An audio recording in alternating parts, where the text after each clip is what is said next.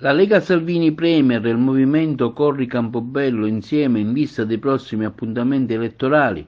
La federazione è stata ufficializzata dalla commissaria regionale del partito, l'europarlamentare Annalisa Tardino, e dal dottore Michele Termini, già sindaco e candidato sindaco a Campobello di Licata.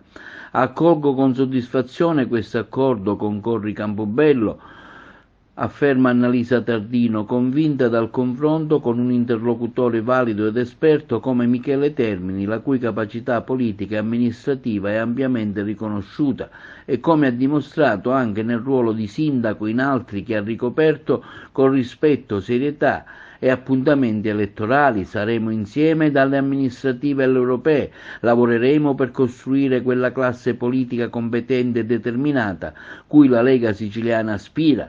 Michele Termini, segretario di Italia Viva, è l'ennesima dimostrazione di come certe parti, concentrati a eseguire solo potere politico, continuano a perdere pezzi a beneficio di chi invece sul campo dimostra di pensare ai cittadini, alle loro esigenze, atteso il grande lavoro dei nostri ministri e dei nostri assessori.